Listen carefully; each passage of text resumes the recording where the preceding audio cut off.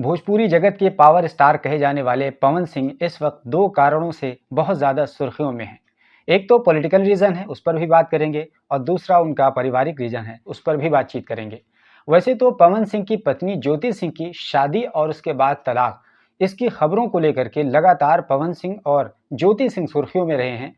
लेकिन इस वक्त नवंबर और दिसंबर की एक सर्द मौसम में ज्योति सिंह के एक ताज़ा इंटरव्यू ने गर्मी पैदा कर दी है और इस वक्त चारों तरफ भोजपुरी के पावर स्टार पवन सिंह की खूब चर्चा हो रही है। और साथ ही साथ उनकी एक्स गर्लफ्रेंड कहें या उनकी को पार्टनर कहें, जो भी आप कहें, अक्षरा सिंह, उनको लेकर भी कंट्रोवर्शियल बात सामने आई है। दोस्तों, आपको बता दें कि भोजपुरी जगत के जो 4-5 सुपरस्टार हैं, उनमें एक नाम पवन सिंह का है और बहुत बड़ा नाम है। उनको पावर स्टार भी कहा जाता है। उसके पीछे का कारण सिर्फ इतना है कि वो खुद बताते हैं कि 2016 में उनकी एक फिल्म आई थी, उसका नाम था गदर, और उसने सिनेमा हॉल में गदर मचा रखा था। इसी वजह से उनके चाहने वाले, उनके मानने वाले उनको पावर स्टार पवन सिंह कहने लगे। उसके बाद से पावर स्टार पवन सिंह लोगों की ज़बान पर हो गया और पवन सिंह को पावर स्टार ही कहा जाने लगा। बहरहाल, पवन सिंह का जो करियर रहा है वो बहुत ही शानदार करियर रहा है भोजपुरी जगत में। वो करीब-करीब 32 सालों से भोजपुरी गाने गा रहे हैं और 20 सालों से भोजपुरी फिल्म इंडस्ट्री में हैं, और इसी तरीके से वो पिछले 10 सालों से बीजेपी के साथ पॉलिटिक्स में जुड़े हुए हैं।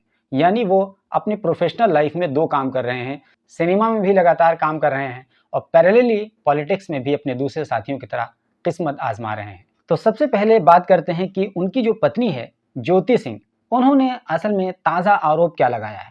तो ज्योति सिंह ने अपने हालिया इंटरव्यू में कई तरह के आरोप लगाया है पवन सिंह पर। एक बहुत बड़ा आरोप तो यही लगा दिया है कि दरअसल उनकी जब शादी हुई थी तो शादी की पहली ही रात जो कि पत्नी के साथ होनी चाहिए था, वो अक्षरा सिंह के साथ चले गए थे।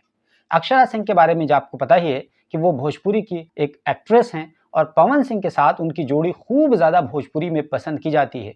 तो अक्षरा सिंह और पवन सिंह दोनों की जोड़ी भोजपुरी इंडस्ट्री में काफ़ी चर्चित रही है और कंट्रोवर्शियल भी रही है। उस पर भी हम आगे बातचीत करेंगे, क्योंकि जो दूसरा हमारा सेगमेंट है पॉलिटिक्स वाला, वो टोटली अक्षरा सिंह पर ही बेस्ड है। तो पहले हम पर्सनल लाइफ ज्योति सिंह से संबंधित बातचीत कर रहे हैं। तो दरअसल ज्योति सिंह ने ये आरोप लगाया है कि वो पहली रात अक्षरा सिंह के साथ चले गए थे। साथ ही साथ ज्योति सिंह ने खुलासा ये किया है कि अक्षरा सिंह के पेट में पवन सिंह का 3 महीने का बच्चा भी था। खास बात यह है कि ज्योति सिंह कहती हैं कि ये बात अक्षरा सिंह ने खुद मुझे बताई थी, तब हमको पता चला था, क्योंकि पवन सिंह एबॉर्शन के लिए लगातार प्रेशर कर रहे थे अक्षरा सिंह पर। तो ये बहुत बड़ा खुलासा, और उसके बाद में पवन सिंह पर लगातार इमोरल और अनैतिक कार्य में लिप्त होने को लेकर के उन्हें लगातार ट्रोल किया जा रहा है। हालांकि पवन सिंह के बारे में बात अक्सर कही जाती है कि वो लड़कियों को वैसे ही बदलते हैं जैसे कि लोग कपड़े बदलते हैं। इसके अलावा ज्योति सिंह ने दूसरा जो गंभीर आरोप पवन सिंह पर लगाया, वो ये लगाया कि पवन सिंह ड्रिंक करते हैं। ये बात केवल ज्योति सिंह ने नहीं, बल्कि अक्षरा सिंह ने भी कई मर्तबा अपने इंटरव्यू के दौरान कहा कि पवन सिंह ड्रिंक कर लेते हैं, उन्हें अपनी इमेज का कोई ख्याल नहीं रहता, और मैंने कई मर्तबा उनकी इमेज को प्रोटेक्ट करने के लिए उन्हें सेफ साइड तक पहुंचाया। इस तरह की बात अक्षरा सिंह ने इंटरव्यू के दौरान एक्सेप्ट की है। इसके साथ साथ ज्योति सिंह एक और आरोप लगाती हैं। वो ये कहती हैं कि दरअसल पवन सिंह की नीलम पहली पत्नी नहीं थी, बल्कि उनसे भी पहली एक रीना रानी नाम की एक महिला उनकी पहली पत्नी थी। यानी ओवरऑल पवन सिंह ने 3 शादियां की, एक रीना रानी, दूसरा नीलम सिंह और तीसरा ज्योति सिंह। रीना रानी के बारे में कहते हैं कि जब इनका मन भर गया रीना रानी से, तब इन्होंने मुंबई में उससे समझौता कर लिया, एक फ्लैट दे करके, और उससे अपना पीछा छुड़ाया, ऐसा ज्योति सिंह बताती है। और उसके बाद में नीलम सिंह पर बातचीत करते हुए कहती हैं कि नीलम ने जो खुदकुशी की थी वो पवन सिंह के प्रेशर में आकर के खुदकुशी की थी। और तीसरी जो पत्नी ज्योति सिंह, जिसको कहती हैं कि मैं हूँ, दरअसल इन्होंने मुझे बहुत ज़्यादा हैरेस किया है, इतना ज़्यादा हैरेस किया है कि मैं अब इस शख्स के साथ रहने के लिए तैयार नहीं हूँ। वहीं अगर पवन सिंह की बात करें तो उन्होंने हाल ही में एक नेशनल टीवी चैनल को इंटरव्यू देते हुए उन्होंने ये कहा कि मेरे जीवन में 100 से 95 रिश्ते ऐसे आए हैं जो अपने फ़ायदे के लिए आए हैं, जिसको लेकर मुझे अफसोस हुआ और मुझे लगा कि मुझे यहाँ जुड़ना नहीं चाहिए था। दरअसल ये ज्योति सिंह की तरफ इशारा कर रहे थे कि ये मुझसे फ़ायदा उठाने के लिए जुड़ी हुई थी और मुझे इस बात का अफसोस है कि मैंने इनके साथ शादी की। और दूसरी बात जो उन्होंने नीलम सिंह के ताल्लुक से बताई कि नीलम सिंह ने जो खुदकुशी की, उस पर उन्होंने बेहद दुख जताते हुए टीवी चैनल पर कहा कि एक रिश्ता मेरी ज़िंदगी में सबसे अहम था, अगर मेरे बस में होता तो मैं खुद को बेच देता, लेकिन उसे जाने न देता। लेकिन अफसोस कि ऐसा नहीं हो सका। इस तरह की बात पवन सिंह ने अपनी पत्नी नीलम सिंह को लेकर के कही। ये तो पवन सिंह का एक सेगमेंट हुआ। अब आइए दूसरे सेगमेंट की बात करते हैं। वो दूसरे कारणों से जो चर्चा में है वो पॉलिटिकल रीजन है, और पॉलिटिकल रीजन ये है कि पवन सिंह 2024 में लोकसभा का चुनाव लड़ना चाहते हैं बीजेपी के टिकट पर, वो भी आरा से। दरअसल जो भोजपुरी जगत के 5 सुपरस्टार हैं, चाहे वो मनोज तिवारी की बात करें, निरहुआ की बात करें, रवि किशन की बात करें, पवन सिंह की बात करें और खेसारी लाल यादव की बात करें, तो इन पांचों में से 3 तो लोकसभा पहुंच चुके हैं।